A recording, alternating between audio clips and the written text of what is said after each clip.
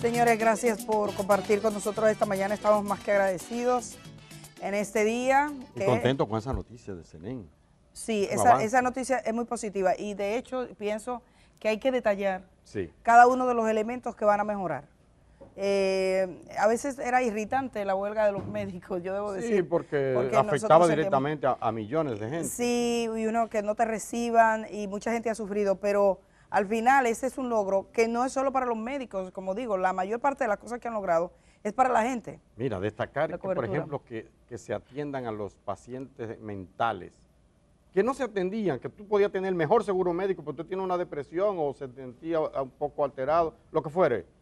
Usted no recibía, no te lo cubría ninguna de las ARS. Luego comenzó a ser así, en fin. Eso yo creo una magnífica noticia para este día. Por eso quisimos adelantarnos, no estaba pautado en principio, pero quisimos llamar a Senén anoche para que nos diera esos detalles. Y agradecemos la comprensión del presidente de la Asociación Nacional de Jóvenes Empresarios, Jaime Senior, que ya está con nosotros. Muy buenos días, gracias por estar esta mañana. Buen día, Di, buen día, Germán. Sabe que también esto implica, porque hablamos de la seguridad social, por ejemplo, que tiene también la pata y la columna del empresariado. Y la gente mira al empresariado.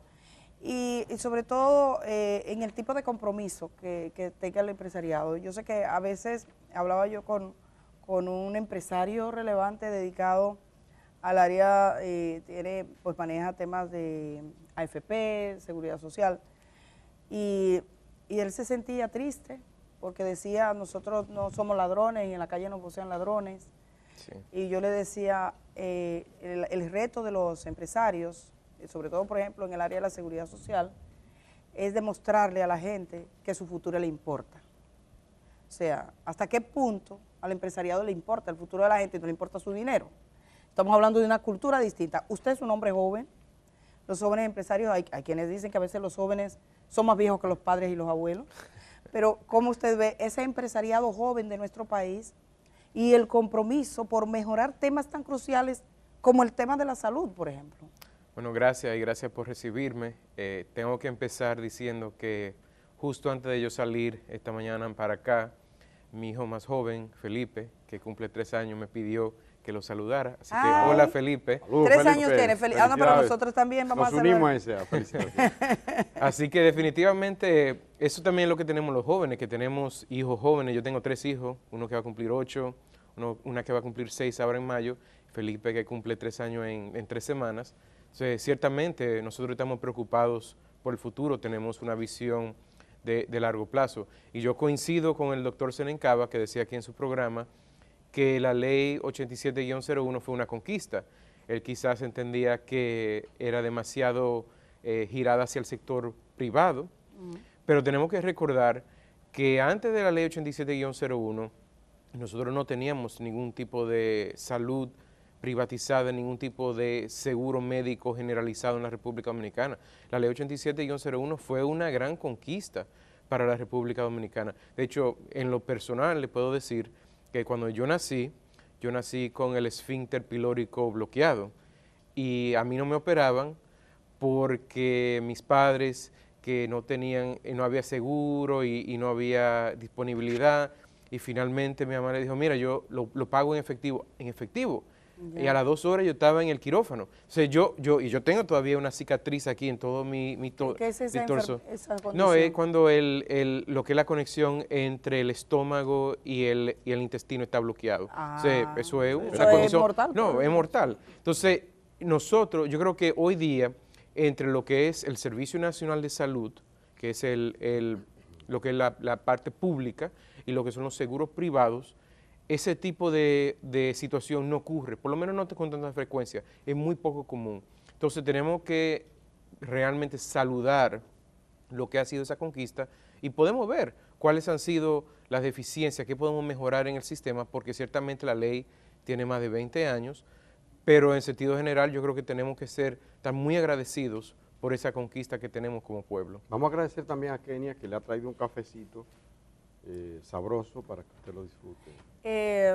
Sí. Gracias, Kenia. Pero usted, por ejemplo, usted, bueno, que es un joven empresario y los empresarios de nuestro país, Hay un estudio que se hizo a nivel internacional que demostraba, yo estuve trabajando el tema de la seguridad social, y nosotros somos uno de los pocos países de América Latina que cuando una persona termina su vida activa, se queda sin un seguro médico. Sencillamente. Tenemos, ahora mismo estamos en régimen subsidiado, en régimen contributivo. Nosotros que estamos trabajando en régimen contributivo, al salir me encuentro una doctora, médico, 30 años trabajando y no tiene seguro médico. Tiene que empezar una gestión de una lucha. Entonces, está en la ley, pero no se ha habilitado todavía. Hay algunos legisladores que dicen, estoy por modificar la ley. No, ya está en la ley. ¿Usted qué opina de todo eso? Porque, bueno, ustedes, por ejemplo, son una parte importante del empresariado. Estamos hablando de una cultura, además, de protección o de interés por lo que pasa con la gente, que es el gran reto que tiene, yo creo, sobre todo en esa área tan sensible, el empresariado del país. Estamos de acuerdo en ese sentido de que se tiene que cubrir y se debe de tener una cobertura para toda la persona, y por eso decíamos, siempre hay lagunas, deficiencias en un sistema.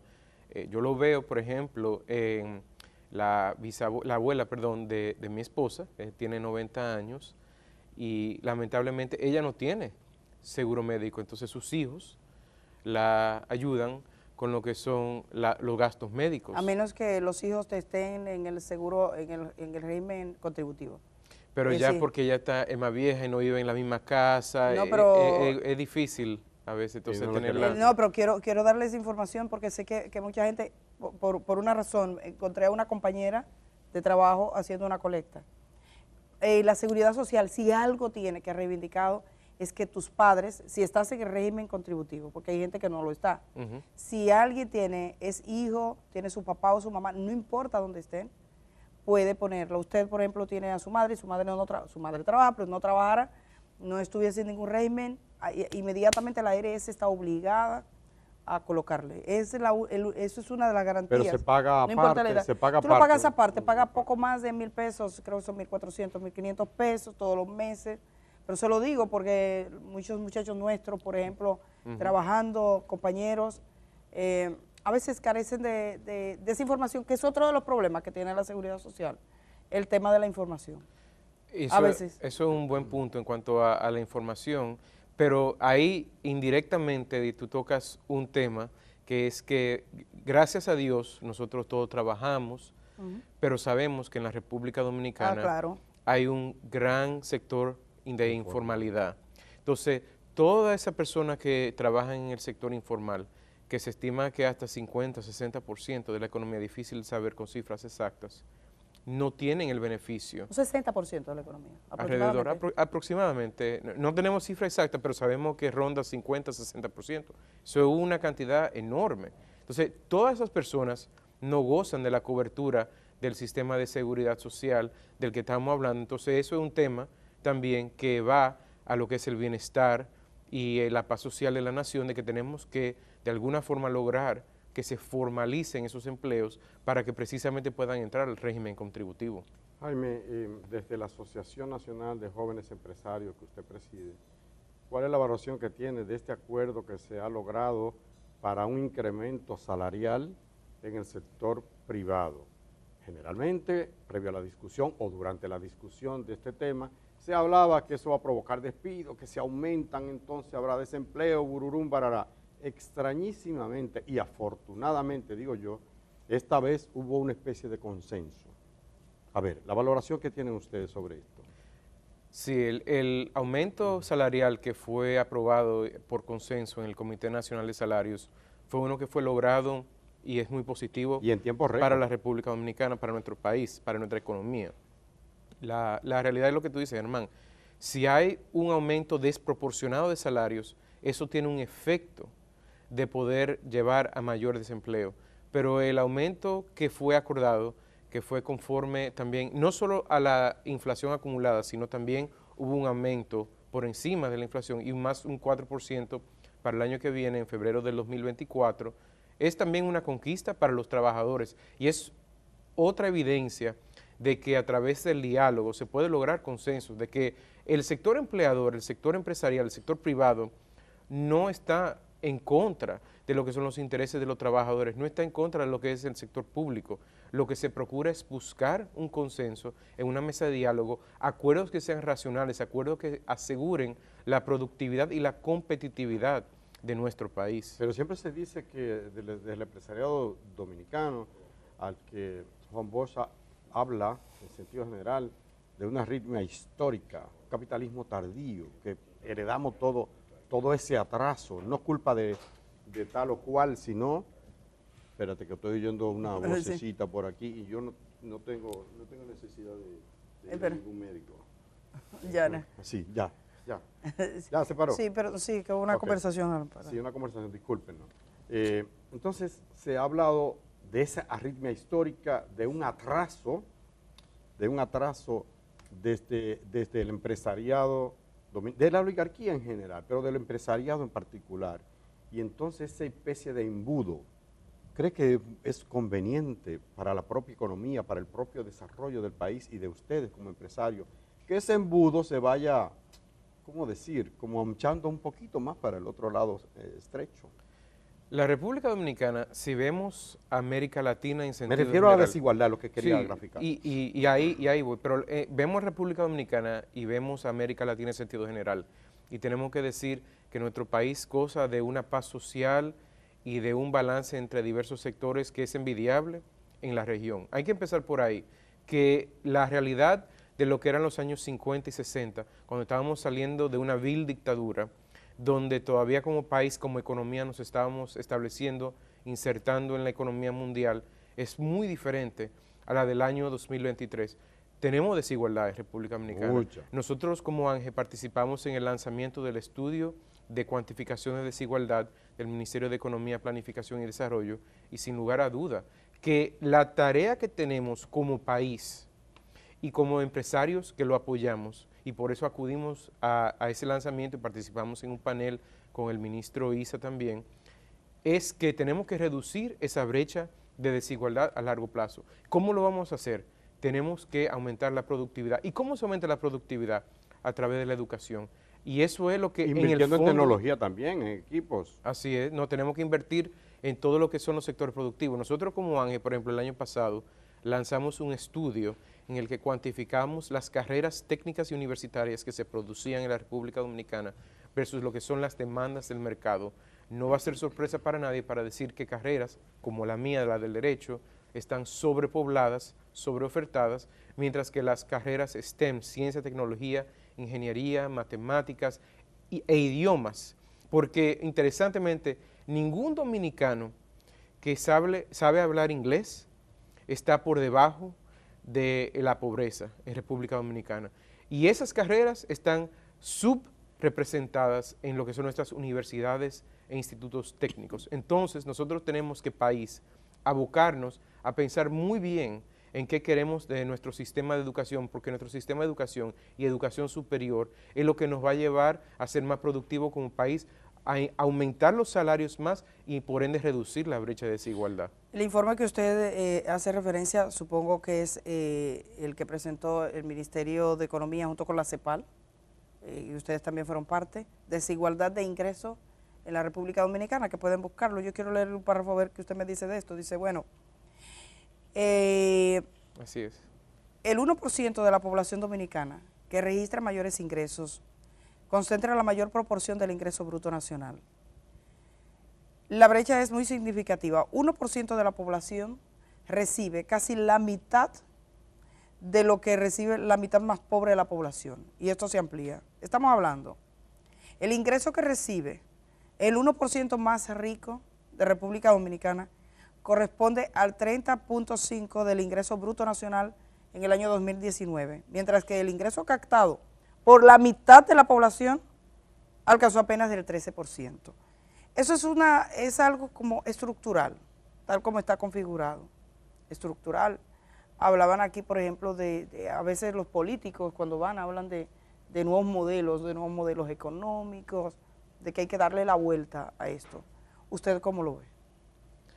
Yo creo que como sector empresarial hay un mito a veces de que nosotros queremos salarios bajos y que la población no pueda tener acceso a capital, y eso es muy lejos de la realidad, porque mientras más gana toda la población, mayor consumo interno, mayor viajes, mayor consumo de telecomunicaciones, de todo tipo de oferta que hay en nuestro mercado. Además, y eso obviamente no era parte de lo que es el estudio de desigualdad, pero vemos que los ingresos tributarios están concentrados en pocas empresas en la República Dominicana, y los propietarios de esas empresas quizás son también los mismos que están reflejados en el estudio con los mayores ingresos. Entonces, a mayor ingreso también estamos aportando más al fisco, y la idea es que debe de haber una ampliación de la base, y eso es lo que nosotros tenemos que lograr, y nos conviene como país a largo plazo entender que sí, que al aumentar los salarios, al aumentar la productividad, estamos asegurando que nuestro país va a continuar desarrollándose, va a continuar con la paz social que tiene. Mira, nosotros vemos países, y el empresariado en sentido general está muy consciente de ejemplos como vemos ahora, como Chile. Un país que decíamos, ese país, nosotros quisiéramos llegar a ser Chile. Un modelo, como tú dices, ¿no? Un modelo. Y ahora mira el momento muy difícil que está atravesando ese país. ¿Por qué? Precisamente porque una parte importante de la población no se sentía representada, no se sentía que estaba captando suficientes recursos, tenía dificultades económicas. Nosotros no queremos llegar ahí a República Dominicana, pero para llegar a un mayor modelo de desarrollo, eso no es de la noche a la mañana, y eso requiere una estrecha colaboración entre los sectores públicos, sector privado, sectores gremiales como el doctor Senen Cava, que estaba aquí. Nosotros todos queremos lograr eso, pero tenemos que realmente lograr una colaboración, un diálogo. No se puede, esas luchas no pueden llegar a esos extremos como se llegó, porque quien fue más perjudicado en esta lucha del Colegio Médico Dominicano fueron los usuarios. Y no quiere decir que las reivindicaciones que hacían los médicos no podían tener su razón, pero por eso tenemos la mesa de diálogo. Que la tenían, pero tenemos que buscar la mesa de diálogo. El problema es que no se cedió sin esas luchas antes. O sea, que pareciese que hay que atizar para que al final se produjera lo que se produjo en el día de ayer. Pero tú lo dijiste hace poco, que miren el Comité Nacional de Salarios, cómo se logró un consenso, un acuerdo en un corto plazo, dialogando, hablando. Entonces, ese tipo de lucha no son necesariamente la mejor. Eso es un modelo República Dominicana que teníamos, yo creo, de hace 20 años. Ese tipo de lucha, tenemos que ir a la calle, huelga. Pero si usted se pone a pensar, la mayor parte de las reivindicaciones de este país se han logrado a pie de calle. El 4% fue la gente en la calle. Que no se explotaran los haitises, fue la gente en la calle. Loma Miranda, fue la gente en la calle. Sí, incluso los temas de corrupción. Que exista hoy la posibilidad de un ministerio público juzgando a gente corrupta, fue la gente en la calle pidiéndolo. O sea... incluyendo una parte de ustedes, del empresariado. Sí, incluyendo una parte del empresariado. Caminando. Yo sé que usted no va a decir, bueno, voy también para la calle, no. pero lo logró han sido golpes de calle. Todo lo contrario, Edith, mira, las mujeres tienen que luchar en la calle. Ángel fue parte importante de lo que fue en su momento, el 2013, el tema del 4% por la educación. Yo personalmente, te voy a decir, yo estaba, por ejemplo, en la marcha de las mariposas, sí. Con ese color tan lindo que tú tienes, o sea, ese color, apoyando a las mujeres. Muy bonito. Eso sabemos. Y eso es importante, y nosotros tenemos un derecho de expresión, y nosotros tenemos un derecho de reivindicar también nuestras reclamaciones para que el sector público lo escuche. Pero estamos hablando aquí ya de temas más puntuales, sí. Sino de temas, es decir, cuáles son en una mesa de diálogo, temas de salarios, temas de cobertura, de seguridad social y otros temas parecidos. Realmente ya tenemos espacios que sí. Han sido establecidos precisamente para lograr esos consensos, para evitar que se puedan radicalizar esas luchas, y eso es lo que quisiéramos evitar. Yo quisiera, finalmente, de mi parte, preguntarle a Jaime la valoración que tiene sobre el tema. Hay un DERECAFTA, hay un acuerdo de libre comercio, ¿verdad?, entre nosotros, Centroamérica, Estados Unidos, pero que súbitamente descubrimos que eso podría llevar a la quiebra, a la desaparición de un sector productivo cardinal en la República Dominicana, como es el arrocero. ¿Qué opinan ustedes de esto, la forma en que se negoció? ¿Qué puede hacerse? Usted que es un experto en materia de comercio internacional, me imagino que sabe bastante de este asunto. O Ángel, ¿qué entiende que puede hacerse para que eso no llegue finalmente al colapso de los arroceros?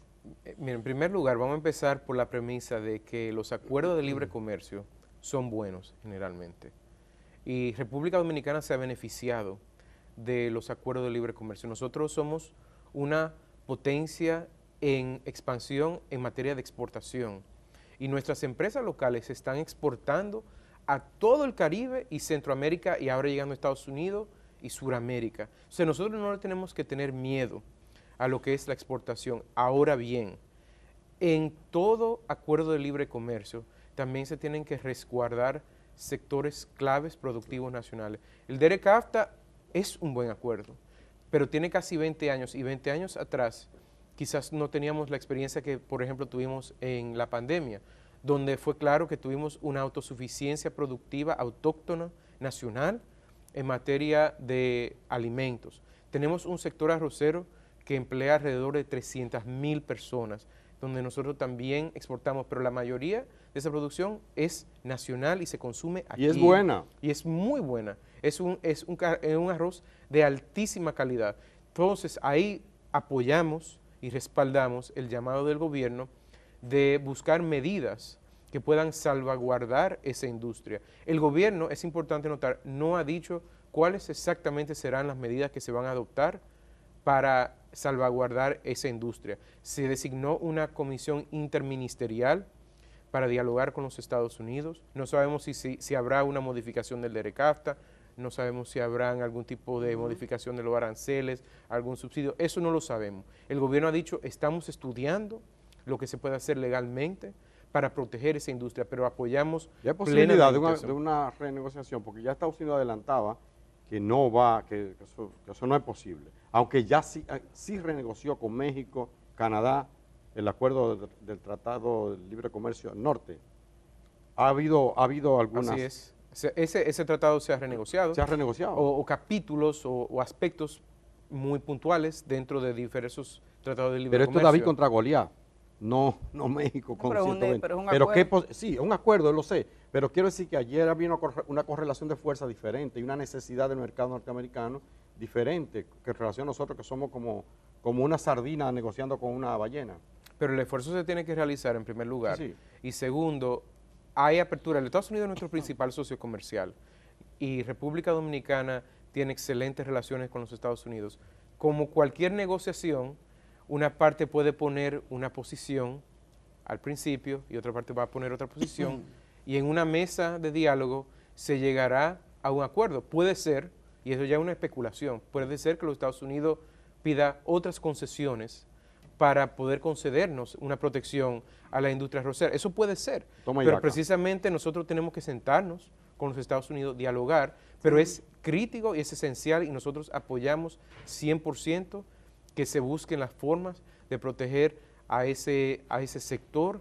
Es clave para la producción agroindustrial dominicana, para la protección del campo y para la producción de lo que es nuestros alimentos que tenemos en nuestro país. Bueno, pues le agradecemos muchísimo que haya estado esta mañana, al presidente de la Asociación Nacional de Jóvenes Empresarios, que esté aquí como que hoy. Más liberal ahora, ¿cómo es? ¿No? Suena más joven, que es diferente. Suena más joven. Suena más joven porque hay jóvenes que son viejos. Sí, jóvenes viejos. Sí. ¿Y hay viejos jóvenes? Y viejos, bueno, Germán anímate joven, anímate ahí. Sí, con ánimo de joven. Sí. Hay algunos que son más viejos que sus padres. Sí. Hay algunos políticos de nosotros que son jóvenes, que son más viejos que los papás. Sí. Así es. Sí, uno lo mira en su discurso y dice, pero este señor es más viejo que el papá. Pero bueno, ese no es el caso de Jaime.